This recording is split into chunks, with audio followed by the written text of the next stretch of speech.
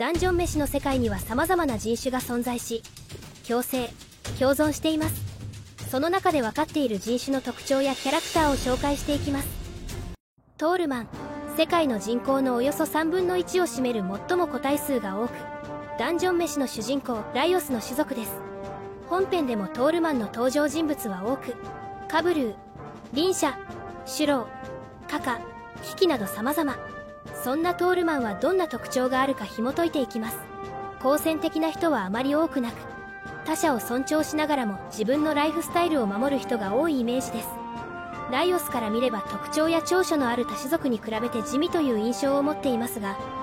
ドワーフのナマリに言わせれば、トールマンは歌や踊りが得意だったり、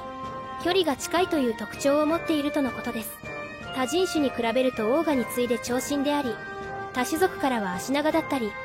ハーフフットの言葉ではトロールと呼ばれ、人種間の交流が少なかった時代に、いい子にしないとトールマンが来るぞと子供を怖がらせる迷信として使われていたこともあるそうです。他の人種に比べてコンプレックスを抱えやすい一面を持っているのかもしれません。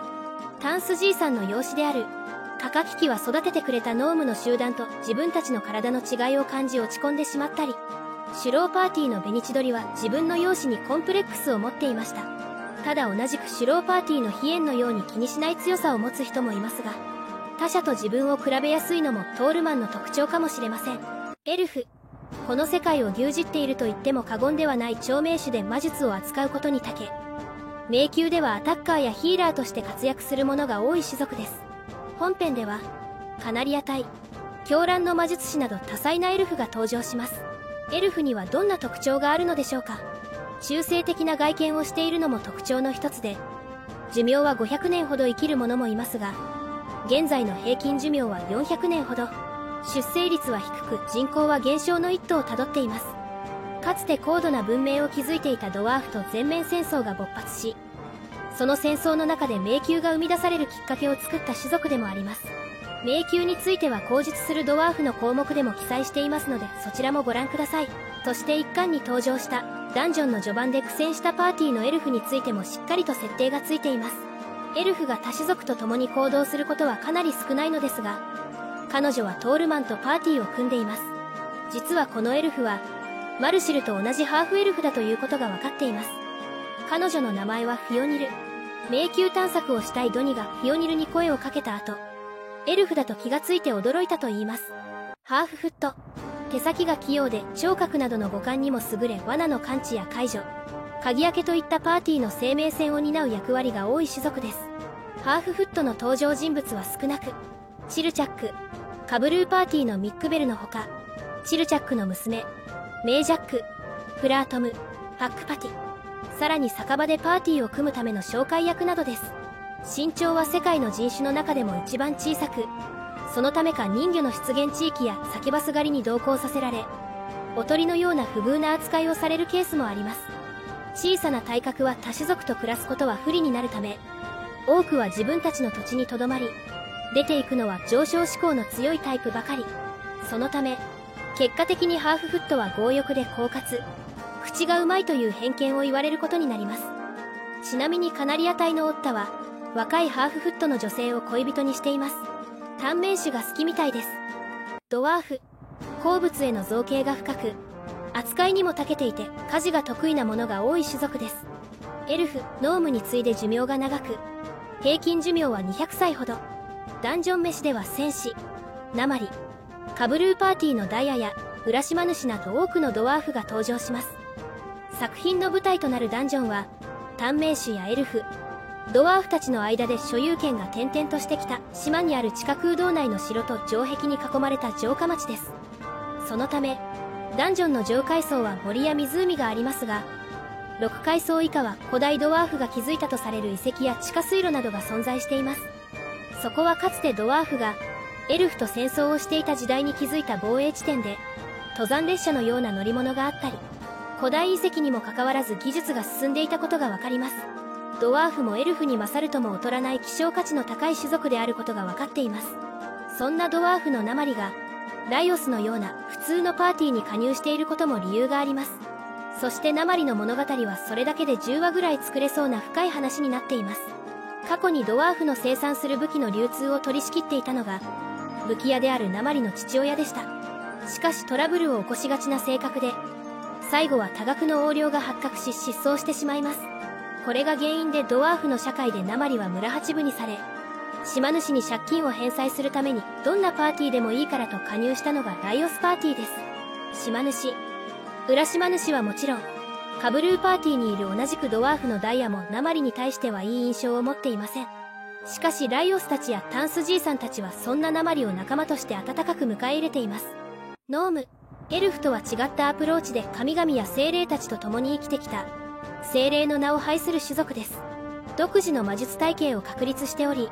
魔法を強制的に発動するのではなく、空気中の精霊にお願いをして現象を発生させます。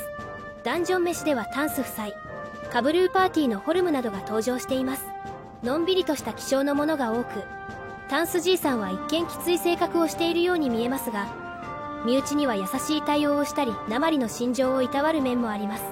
外見はドワーフに似ていて生活圏が近いため、他の種族からは混同されやすく、かつてエルフとドワーフ戦争の際もドワーフ側についていたこともあります。ノームも多い魔術学校で学んだファリンはノーム体系の魔術を操り、マルシルはエルフ体系、ノーム体系どちらの魔術も使えるハイブリッド魔術師です。オーガ、極めて狭い範囲で生息する人種の一つで、頭の角と筋骨隆々とした体が特徴です。歴史をたどれば大きな国を築いた時代はあったものの、人種、土地争いに負けて人口は減少の一途をたどり絶滅に瀕しています。その原因は、巨体のせいで馬に乗れず集落の移動ができなかったことや、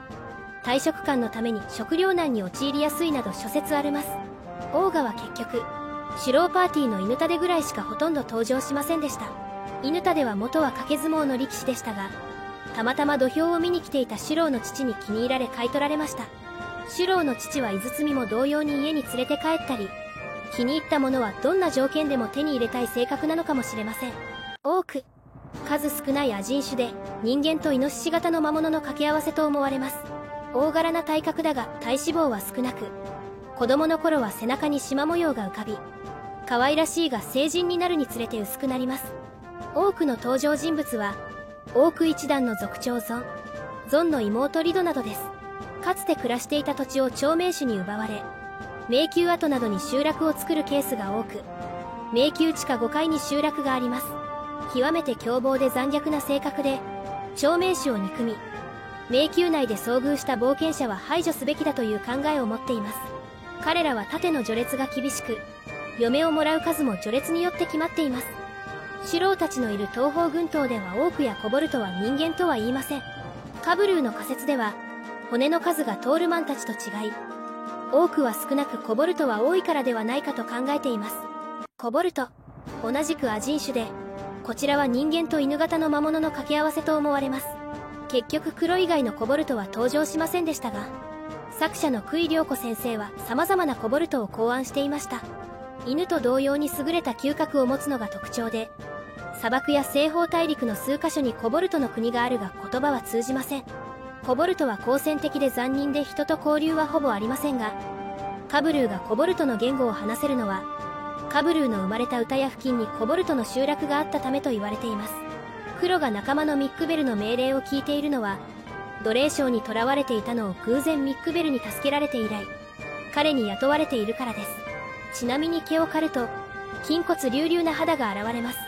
ダンジョン飯の人種とそれにまつわるストーリーをご紹介しましたがいかがでしたか？今後も様々な漫画情報を紹介しますので、ぜひチャンネル登録してくださいね。